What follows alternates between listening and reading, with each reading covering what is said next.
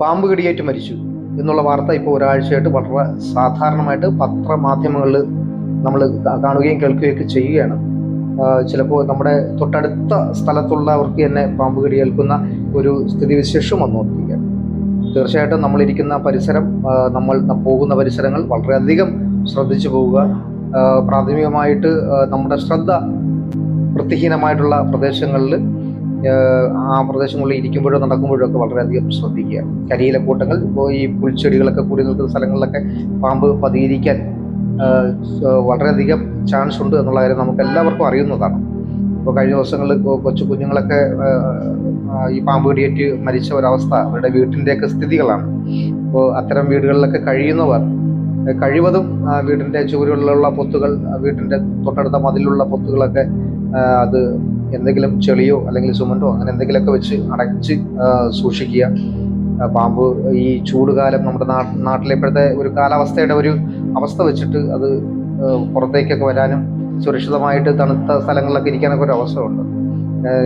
എനിക്ക് മനസ്സിലായിടത്തോളം ഈ വീട്ടുപരിസരങ്ങളിലൊക്കെ കൂടുതലും വരുന്നത് വൃത്തിഹീനമായിട്ടുള്ളൊരു അന്തരീക്ഷം.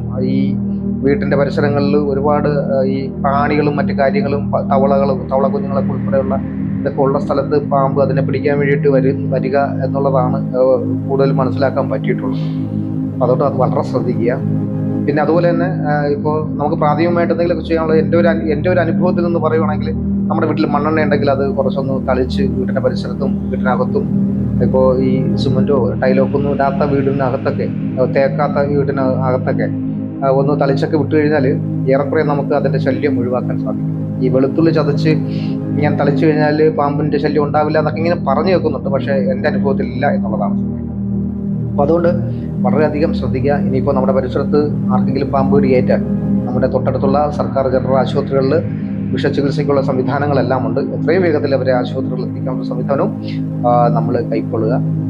വീണ്ടും ഒരിക്കൽ കൂടി പറയട്ടെ, കുഞ്ഞുങ്ങളുള്ള വീട്ടിലുള്ള രക്ഷകർത്താക്കൾ വളരെയധികം ശ്രദ്ധിക്കുക. അതുപോലെ തന്നെ നമ്മുടെ വീട്ടിലുള്ള പട്ടി, പൂച്ച പോലുള്ള വളർത്തുമൃഗങ്ങൾ സാധാരണമല്ലാത്ത രീതിയിൽ കുരയ്ക്കുകയോ ശബ്ദമിടുകയോ ഒക്കെ ചെയ്ത് കണ്ടാൽ പ്രത്യേകിച്ച് ശ്രദ്ധിക്കുക. ഇത്തരം ഇഴജന്തുക്കളെയൊക്കെ കണ്ടിട്ടായിരിക്കണം ചിലപ്പോൾ അവ ഉണ്ടാവുക. ചില പൂച്ചകളൊക്കെ ആണെങ്കിൽ ഇതിനെയൊക്കെ ചിലപ്പോൾ അടിച്ചു വന്നിട്ട്, അല്ലെങ്കിൽ പകുതി ചത്ത പാമ്പിനെയോ ഒക്കെ വലിച്ചു കൊണ്ടുവന്നിട്ട് കാർപ്പറ്റിൻ്റെ അടിയിലോ വീട്ടിൻ്റെ പരിസരത്തോ അവിടെ എവിടെയെങ്കിലൊക്കെ വെക്കാനൊക്കെ ഉള്ള അവസരവും ഉണ്ട്. അപ്പോൾ അതും വളരെയധികം ശ്രദ്ധിക്കുക. പിന്നെ അതുപോലെ തന്നെ നമ്മുടെ വീട്ടിൽ ഈ ഒരു സംഭവം, നമ്മുടെ വീട്ടിലെന്നല്ല നമ്മുടെ പരിസരത്തായിരുന്നാലും ശരി തന്നെ, പാമ്പ് കടിയേറ്റൊരു സംഭവം ഉണ്ടായി ഒരു ജീവൻ നഷ്ടപ്പെട്ടു കഴിഞ്ഞാൽ സർക്കാരിനെ പഴിച്ചിട്ടൊന്നും ഒരു കാര്യമില്ല. ഒരു വീടോ അല്ലെങ്കിൽ കുറച്ച് പൈസയോ ഒക്കെ നമുക്ക് തരുമായിരിക്കും. നമ്മുടെ നഷ്ടങ്ങളാണ് ഏറ്റവും വലുത്.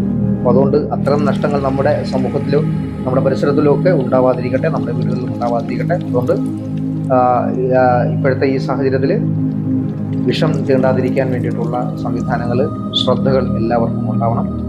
എല്ലാവർക്കും അറിയുന്ന കാര്യമാണ്. ഞാൻ പിന്നെ ഒരു ഓർമ്മപ്പെടുത്തലായിട്ട് ഇത് നിങ്ങളുമായിട്ട് പങ്കുവെച്ചു എന്ന് മാത്രമേ ഉള്ളൂ. Thank you.